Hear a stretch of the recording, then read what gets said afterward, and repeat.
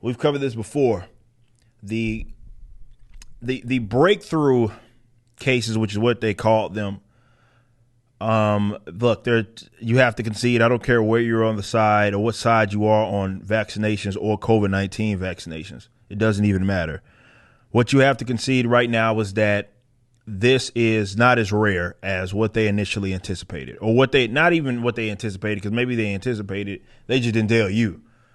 But it's simply not true in terms of how rare this is. Like they had tried to present it as if people that were getting COVID also spreading COVID, where this tiny, just really tiny group of people.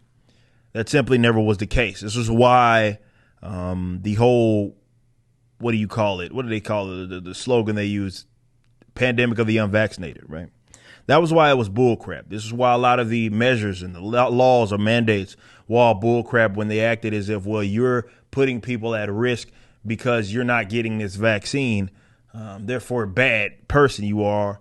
Obviously, we know now that, yeah, you could absolutely get it and spread it and still haven't gotten vaccinated, meaning what they deemed as fully vaccinated.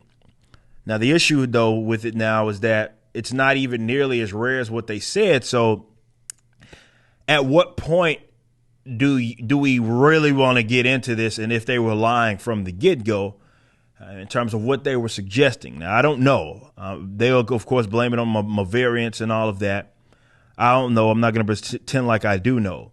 All I can do is assess what's going on right now, and that's in so many different areas throughout the world that have higher vaccination rates are still having problems.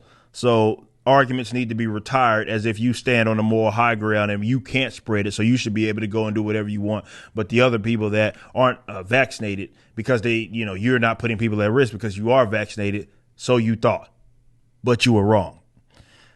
We did cover a story about this when you had on an upward of 25 to 40% in certain areas of hospitalizations being fully vaccinated COVID patients.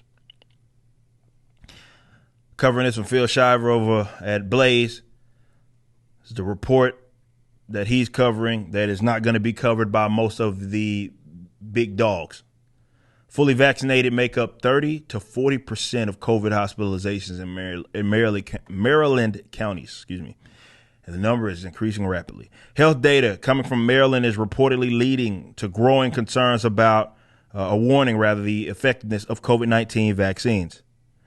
Why is this not working? There we go. What are the details?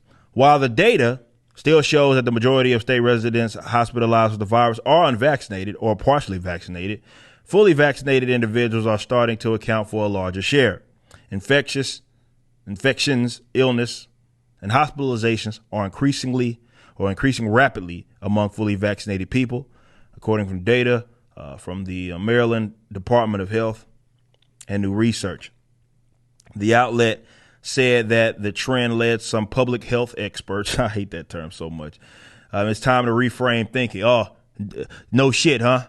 Well, you don't say. About the message on vaccines to note that they won't necessarily keep you from getting sick, but they will increase your chances of survival. Over the past 3 months in Anne Arundel County, about 30% of people hospitalized with COVID-19 are fully vaccinated, the report stated. There's a similar time frame and trend in neighboring county, Howard County, where health officials said roughly 30 to 40% of people hospitalized are fully vaccinated. Okay, so the term breakthrough, and I'll do a better job as well. The term breakthrough infections or breakthrough cases needs to be fucking retired. Period. It needs to be retired.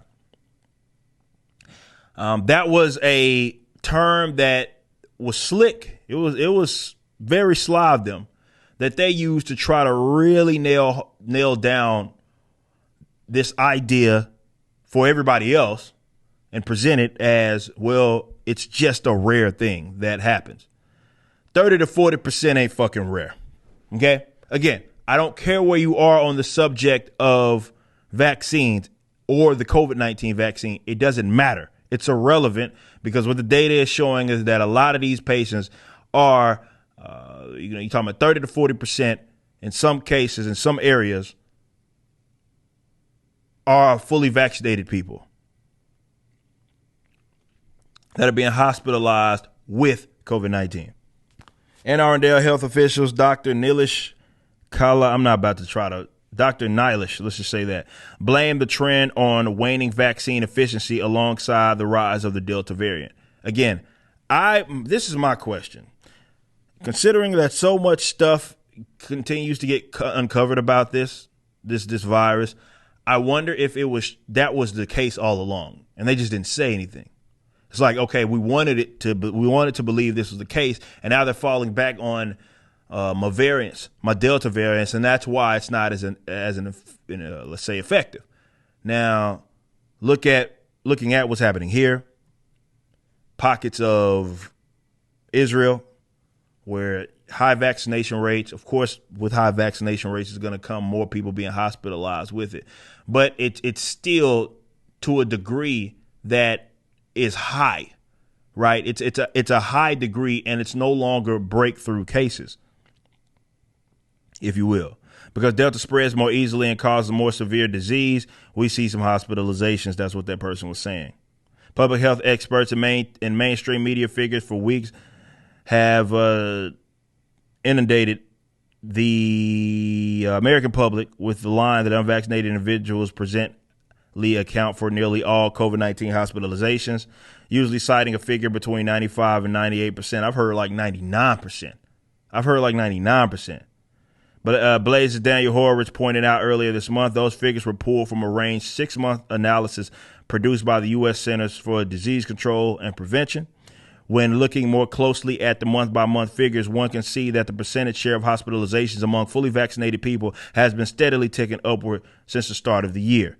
In June alone, fully vaccinated people made up 16% of the COVID-19 hospitalizations. That's not a rare case, bro. This isn't rare anymore. You can't make that claim. Now, look, coming from this, I'm not telling anybody to get vaccinated, and I'm not telling you to not get vaccinated. You do what you feel is best for you. But what we need to just make sure that we do is dismiss, yes, and I mean dismiss, a lot of the narratives that have been used to control people or coerce people into getting it. And that was that you somehow were posing a threat to others that other people weren't posing as well, that were fully vaccinated. So that's why you should be outcast. This is why there should be vaccine mandates and all sorts of things. The objective fact here is that there are people that are getting this virus that have been fully vaccinated that are still spreading it. You have no moral high ground. You can spread it as well. Whether you think you're less or more likely, that's really not even up for, it's not even particularly relevant. Definitely when you're talking about 25 to 40% of hospitalization, it's not even particularly relevant. You can spread the illness and be fully vaccinated. You have no moral high ground. You just got a jab, and maybe you thought that it would give that to you, but none of the data really supports your position. There's no moral high ground that you have.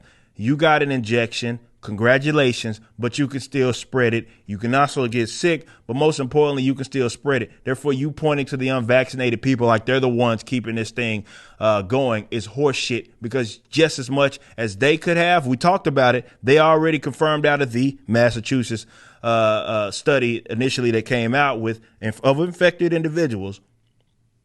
There was no difference between the viral load of an infected person an unvaccinated person versus a vaccinated person.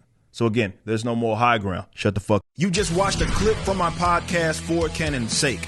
Catch us live at 12 p.m. throughout the week over at youtube.com/YoungRipper59 and follow us over at odyssey.com/@YoungRipper59. If you want to watch the entire video cast after the show is over, just be sure to become a member on the YouTube channel. Of course, the full audio portion of the podcast is available for free on all major digital platforms, or just visit forcanonsake.com.